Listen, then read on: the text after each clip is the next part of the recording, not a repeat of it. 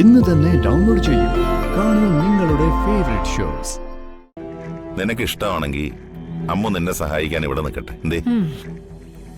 അമ്മ ആയാലും വർഷമായാലും നല്ല മുഖശ്രീയുള്ള കുട്ടിയാ. നല്ല തറവാട്ടി പറഞ്ഞതിന്റെ ലക്ഷണമുണ്ട്. ഈ കുട്ടിയോട് നിന്നോട്ടെ.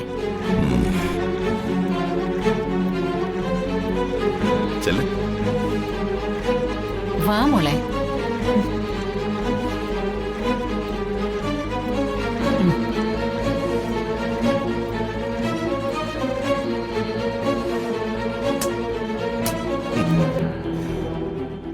അമ്മു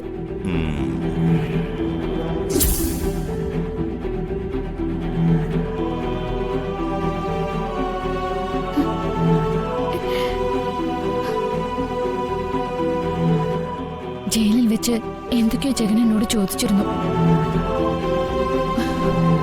ഒന്നിനൊരു മറുപടി പറയാനുള്ള മാനസികാവസ്ഥയിലായിരുന്നില്ല. ജഗൻ എന്താ പറഞ്ഞത്?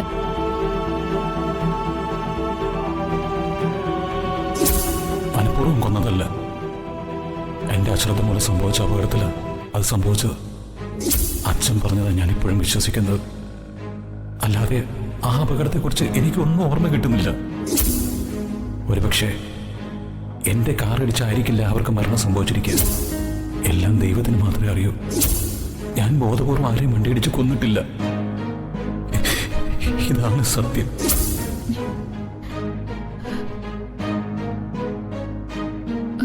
ഒരുപക്ഷെ ജഗൻ പറഞ്ഞതൊക്കെ സത്യമായിരിക്കും. കുറ്റം സ്വയം ഏറ്റെടുത്ത് ജയിലിൽ പോയ ജഗന് എന്നോട് കള്ളം പറയേണ്ട ആവശ്യം എന്താ?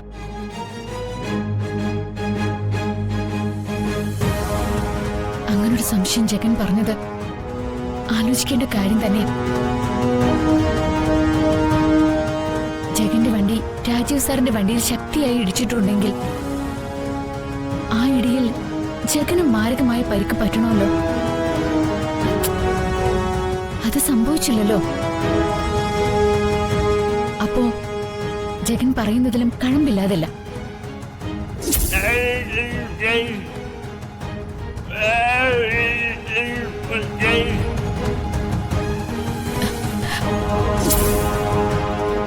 ജഗൻ നിരപരാധിയാണെന്ന് വിനുവേട്ടനും തറപ്പിച്ചു പറയുന്നു. എന്തോ ചതി നടന്നിട്ടുണ്ടെന്നാണ് സുമലതാമ്മയും പറയുന്നത്. ജഗൻ ജഗൻ നിരപരാധിയാണോ?